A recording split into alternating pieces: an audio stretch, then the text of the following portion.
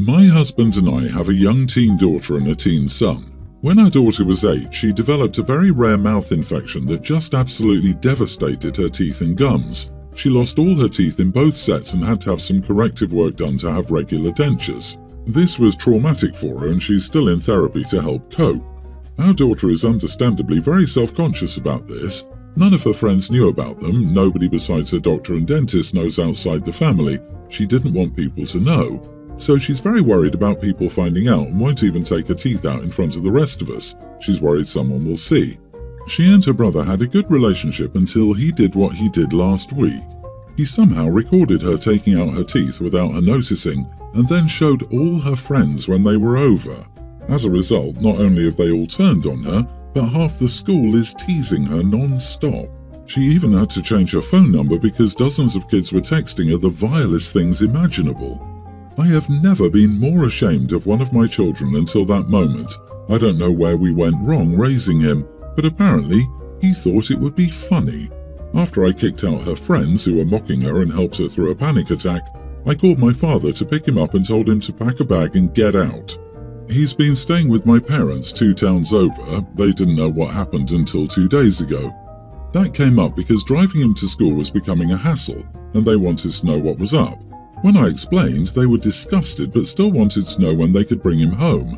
I asked them if they'd take care of registering him for school in their town, and they agreed but were shocked. My husband and I talked. We just cannot have him here. My sister hates him. We're so ashamed we can't even think of calling him. It sounds awful, but I don't think our relationship can recover from this, and maybe this is what he needs. No friends and no family aside from his grandparents. Having to start over might set him right. My parents are willing to keep him until he's 18. Still, they think we're too emotionally charged to make this decision now. Edit. He still doesn't seem to understand how awful he was from what I'm told. All he said after the fact was he thought it was funny, and I haven't spoken to him since he left. I honestly don't know or care to hear from him. I have nothing to say to him. Everyone's the idiot here. I love that you have your daughter's back and apply serious consequences for your son, but what I don't love is that you didn't mention how he reacted to the aftermath of what he has done and the consequences. It's an overreaction to permanently disown your son and cut him from your life. He is still your son. Yes, terrible mistake, but still a minor and still your son. You should be working with him and not just be like this. So yes, let him live with his grandparents, but work on a way to rebuild your own, not your daughter's, relationship with him. Paul, let him do volunteer work, something. They are not letting him live with his grandparents though, they are forcing him to do so, and also forcing the grandparents to take him without a full explanation. How is that even going to work? I think it's not very good parenting if your kid makes a major mistake and you decide you don't want him anymore. Like, boom, gone. You are the idiot. What your son did was vile, but you can't just force his grandparents to take care of him now because you are apparently done with being his mother. He needs to learn and he needs to grow from this. Sometimes children do despicable things and your job as parents are to educate them, not to discard them away and give up on them. And you absolutely will not return from this if you send him away and don't talk to him. He should cut contact with you if you do so. You don't get to renounce your parental role and then return to it. Doesn't even surprise me that he did this. Parents don't seem to take the time to teach their kids anything. When it gets too bothersome, they just dispose of their child, which they failed to make a decent human being. And they seem to lack empathy and at least don't seem to have loved their son very much even before he did this. They clearly screwed him up, and the fact that OP thinks the siblings had a good relationship shows how little they know about their son, probably too occupied with dear daughter. I disagree. OP's not the idiot. Filming your sister doing healthcare and showing it to friends is not a mistake, it's something done on purpose. This is horrible. I can completely sympathize with how you feel about your son right now. I hate him myself and he didn't do this to my daughter, and I never invested a single moment in his upbringing. You must be so deeply disappointed in him. What did he have to say for himself about this other than being upset at the consequences? Oh, he still thinks it was funny. Context. My brother and sister-in-law had a series of miscarriages before they had my niece Ava and nephew Liam, toddler twins, via IVF. As a result, my whole family, especially my sister-in-law, make a big deal out of the twins, calling them rainbow babies and showering them with attention and affection, almost excluding the other grandkids. I've never really been as involved with this, mostly because I live across the country. Anyway, I'm getting married soon. I'm so excited, and my fiancé and I have been diving into wedding planning. My fiancé and I recently had a recent conversation about the flower girl and ring bearer. I brought up the idea of having our dog Mika and our cat Tibby fill the roles. Understand, Mika and Tibby are like children to us. They helped me through my deepest depression. I honestly think I wouldn't be here anymore if I didn't have to stick around to take care of them. They kept my fiancé company when he was going through chemo, and I had to work double the hours to put food on the table. We love them to bits and consider them family. My fiancé thought it was a great idea, so that's what we decided to do. Anyway, I casually brought it up at a family get-together, and my sister-in-law took me aside later and asked why we gave Ava and Liam's roles to our animals. I was confused, and she explained that since Ava and Liam were her miracle rainbow babies, obviously they should be the flower girl and ring bearer. She said it would be good for the family for the twins to be in the wedding and that it's against tradition to have animals in the wedding. She asked me to reconsider and showed me a picture of Ava in a flower girl dress to show me how cute it would be. I told her that I wouldn't make any decisions without my fiancé's input, then I changed the subject. I talked to my fiancé about it and he said he'd be fine with Ava and Liam taking the roles but prefer our animals. I agree that I would prefer our animals. However, I'm now wondering if maybe having our animals at the wedding would offend the family or go against tradition. Honestly, I'm fairly sure we'd not be doing anything wrong, but my mind has been spinning lately. Those kids are their miracle babies, not yours. Your fur babies are your babies, so not the idiot. I mean, she already had a photo of the daughter in a flower girl dress. Was she already a flower girl at another wedding, or has the family taken her flower girl dress shopping? Clearly, sister-in-law wants her kids and essentially sister-in-law to be the center of attention throughout the wedding, planning and event.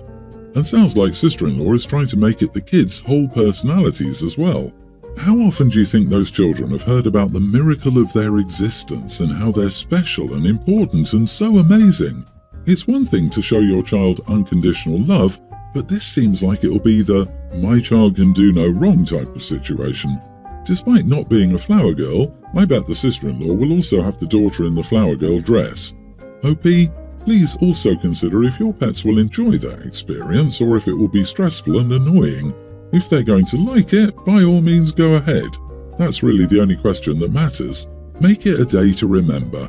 Don't let people second-guess you. Remember that your sister-in-law will kick up a fuss and will most likely drag your family into it. I have a son, teen, with my ex-husband and a daughter, tween, with my current partner. My daughter has one of the most severe peanut allergies her doctors have ever seen. So, to give you an idea, someone touching a peanut, touching someone else, that person touching a surface, and then my daughter touching that surface could cause a reaction, and has before. Because of this, we have to take precautions beyond what's normal for a peanut allergy. We can't eat out, we deep clean the house frequently, and guests have to wash their hands when they come over and avoid touching stuff. It's a lot, and I can understand my son is frustrated, but the issue concerns his father's house. My son also has 2 young half-brothers at his father's house, who, unsurprisingly, eat a lot of peanut butter. Obviously, we can't police what another house does, but it does mean my son has to take additional measures to keep his sister safe.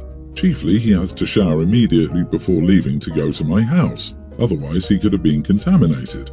This is because, as I said, just him being in that house and then touching things could cause a reaction in his sister. He didn't do that last week. He showered, but only the morning of, several hours before I picked him up. He refused to shower again, so I couldn't bring him and had to leave him at his father's. So now his father is accusing me of favoritism and claims I'm abandoning my son. He also said some very nasty things about my partner, also a woman, and said I'm being obsessive. You are the idiot. I was on your side until you said guests aren't allowed to shower, only wash their hands and avoid touching things. Let's be honest, they probably touch things. They presumably sit down, use the toilet, etc.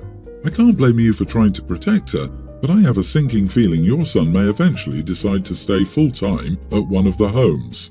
Not the idiot. It's a shower. A shower. A small thing that could keep someone out of the hospital. Many people shower every day anyway, so it's as simple as timing it around that. Your son is a member of the family, and when he's home he won't have any restrictions. He'll sleep at your house, play with his games, touch things as he pleases, and basically live like a human being who's comfortably using his house, unlike a guest who would come into the living room, chit-chat a bit and then go home. Your daughter's safety is more important than anything else. You're taking every measure to ensure she's safe and healthy. You don't want your daughter to die, so obviously she must be the favourite. Unfortunately, your ex has lost his mind. Has your son seen her react before? Does he fully know how serious this is? I think a teen would, although understandably a bit annoyed, be willing to take a shower to not murder somebody. Is your ex filling his head with misinformation maybe? Like, oh, they're just being dramatic, it's not that serious, etc. You should try to get a service dog for her. I've read about another child who's extremely sensitive like your daughter, and she was able to get a peanut-sniffing dog. If I remember correctly, the dog would walk into rooms before her and tell her if it was safe to enter and sniff people. She could go to school and everything after she got the dog. Last Sunday, Mother's Day, we had a family lunch at my house. My sister-in-law wanted to have it somewhere else because of the distance, but I'm pregnant and wrangling my son right now is hard on me, so everyone else said it would be at my place. They arrived late, which wasn't a big deal because it wasn't an overly complicated meal anyway. My husband and dad cooked while my mom and I sat in the living room with cheese and fruit, alas no wine, and played with my son. When my brother and his wife arrived with my niece, his wife was immediately annoyed and accused us of starting without them. We said we hadn't. The men were still in the kitchen, keeping everything warm until they arrived. Finally, we all sat down and my brother helped serve. My son gave me a gift and I gave one to my mom. My brother had a gift from my niece to give to his wife and gave something to my mom. My dad made a toast about how the mother of his children was the most important woman in his life and he was grateful to her every day for his wonderful kids. He clapped my brother on the shoulder and kissed my forehead, and then gave my mom a kiss. My brother started to make a toast as well. He said he was grateful to his mom for showing him how to be a good parent. My sister-in-law then cut him off and said she wasn't going to be disrespected on Mother's Day and that if this was going to be an extended fawning over our mother, they should leave. My brother told her that that was just the first part of his toast, and he was using our dad's toast to segue into his about her.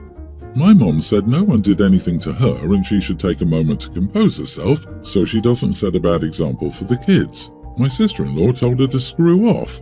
I said she needed to shut her mouth and respect my mom or leave my house. They left. My brother is pretty upset with me.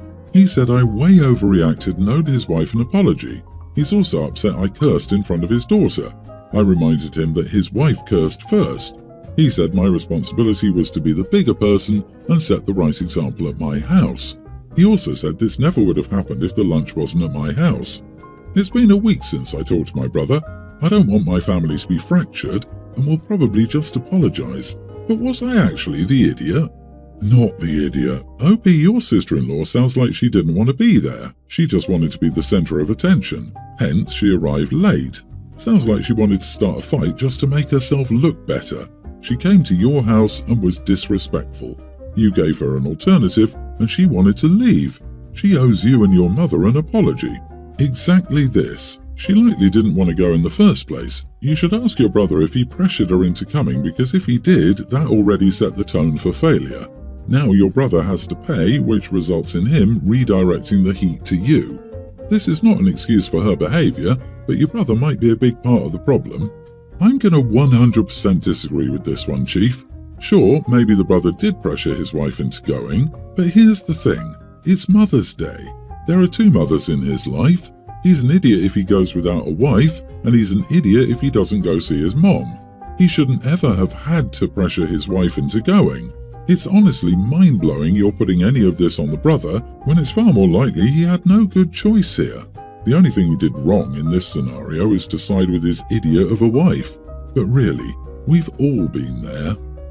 Everyone's the idiot here. I'm getting the sense that there are some missing details here.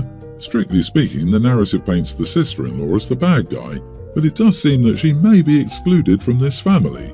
She wanted to meet somewhere else because distance is hard for her, and everyone else shut her down in favour of OP's house. I'm getting vibes that sister-in-law's feelings of exclusion may be valid, although she did handle it inappropriately. Even if they were not and she behaved inappropriately for absolutely no reason, there was still a much better way to handle it. I planned a family vacation with my sons, tween and 18-year-old, to Bora Bora for 13 days. My 18-year-old asked if he could bring his girlfriend of a year, Danielle, and he was surprised that I said yes. But of course, he asked after finding out he would end up with his own detached room. They're both graduating high school in a couple of weeks too. I don't mind spending most of my time with the younger boys. I wouldn't mind having some me time though. I'm sharing a lot of space with them, including a bed. I told my 18-year-old that I was expecting him and his girlfriend to do some babysitting on the trip, seeing that I was paying for her to go, so it's not going to be all Baywatch for them. My 18-year-old is angry for me even asking. I said I'd be cleaning the floors if I was 18 and was allowed to bring my girlfriend to paradise for 2 weeks. Danielle is fine with it, but my son is not. Not the idiot. Pay for me to go to Bora Bora and I will watch your children. I will also taste test all your food on this trip. Unfortunately, I don't have any experience, but I'll finish your discarded cocktails too. My passport is ready. Bring the girlfriend and leave your son at home. Wow, he gets to go on a free vacation to Bora Bora for 2 weeks and you're paying for his girlfriend? So yeah, your son is acting entitled, and you are not in any way wrong for asking him to repay your generosity with a little babysitting. I would even argue that he shouldn't go on the trip unless he pays a small portion and apologizes while still babysitting after that. Except it's not babysitting, it's spending time with his brothers. Seriously, what part of the family vacation went over his head? Danielle clearly heard the family part. She's like, "Oh man, my ex-boyfriend's mom and I just took the best trip with her kids. I got my own room and everything." Enjoy your trip.